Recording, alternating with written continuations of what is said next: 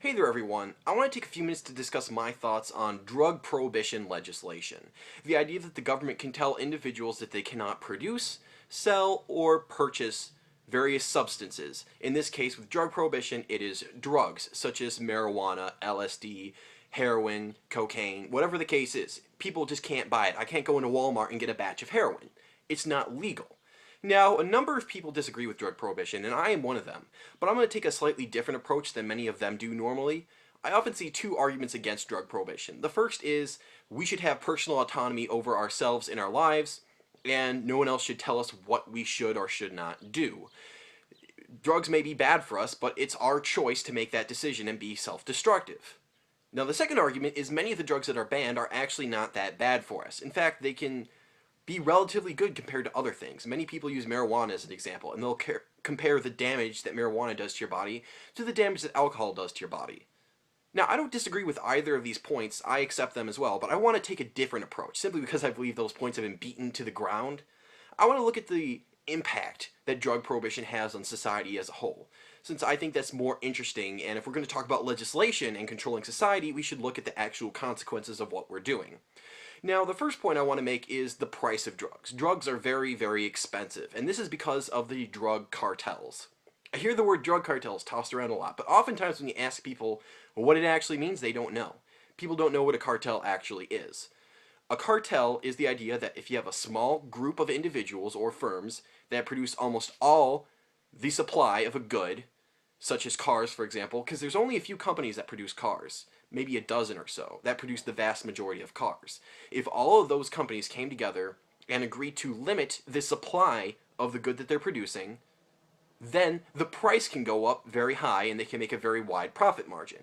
This is basic economics because it's supply and demand. Supply is the stuff being made, and demand is us, the consumers, wanting to buy it in the stores.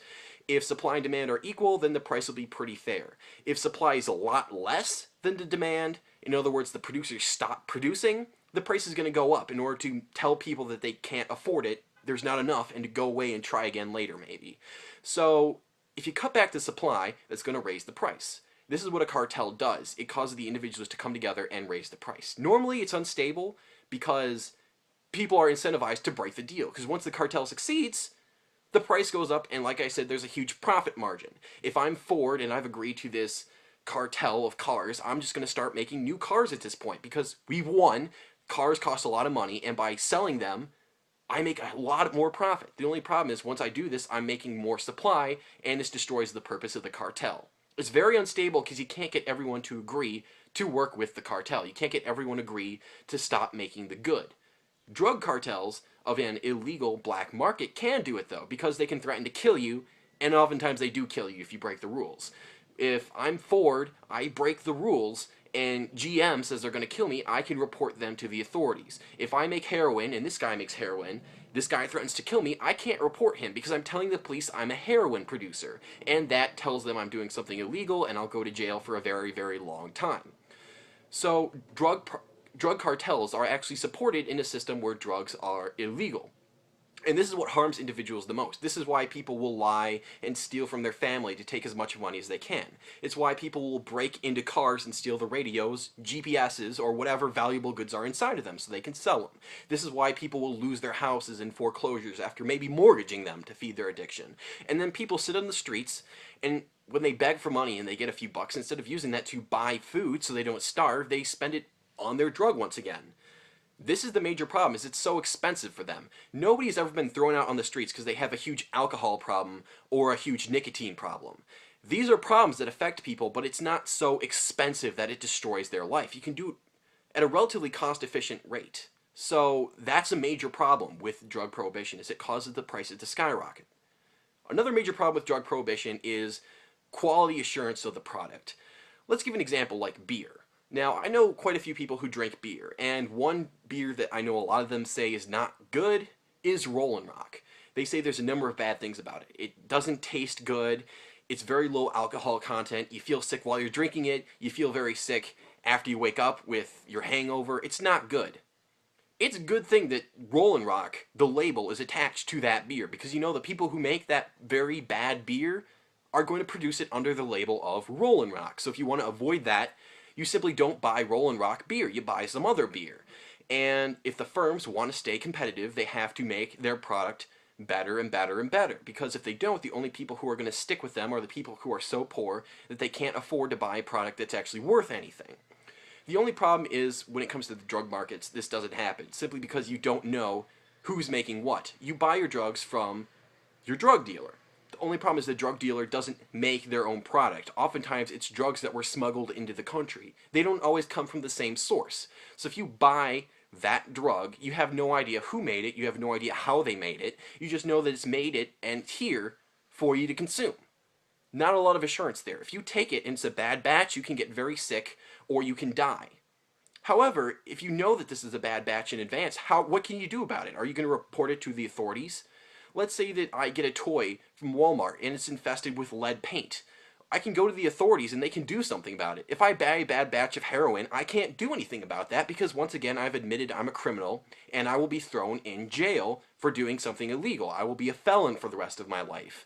So there's nothing I can do. If I want to take issue with it, I have to talk to my dealer, which that is very dangerous because dealers tend to have weapons on them in case someone tries to cheat them out of their goods.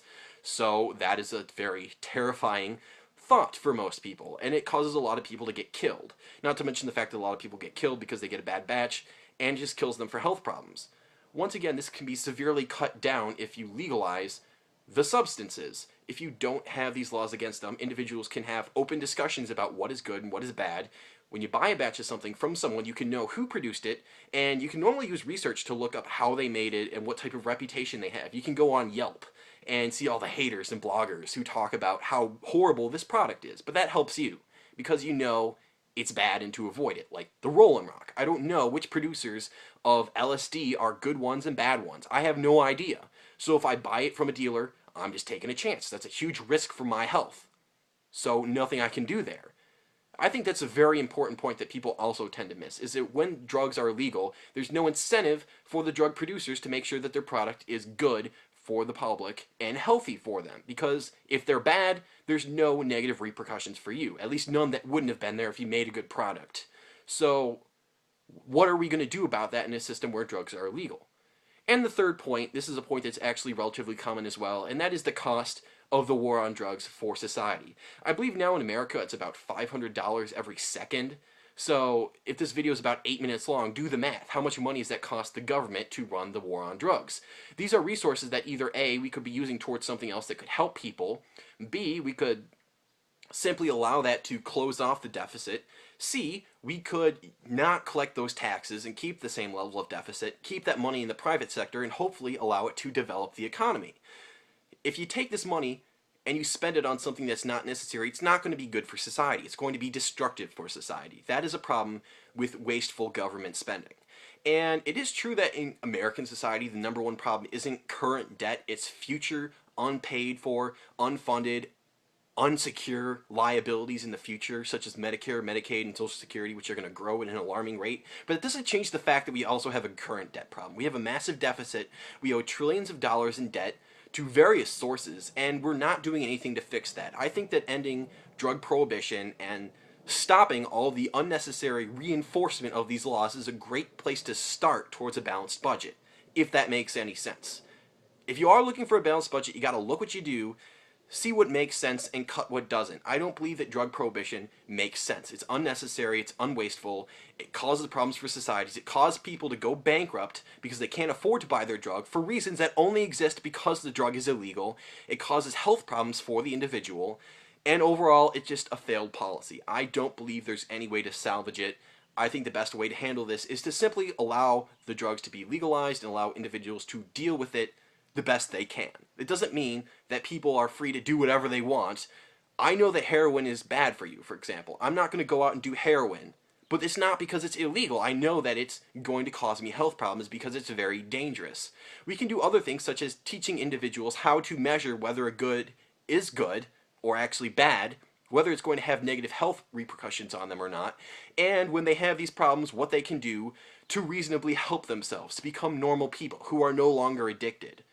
I'm not denying that there are problems with drug use. I'm just denying the effectiveness of the current way we handle the situation. We need to do a lot of things to change. So let's start. Thank you.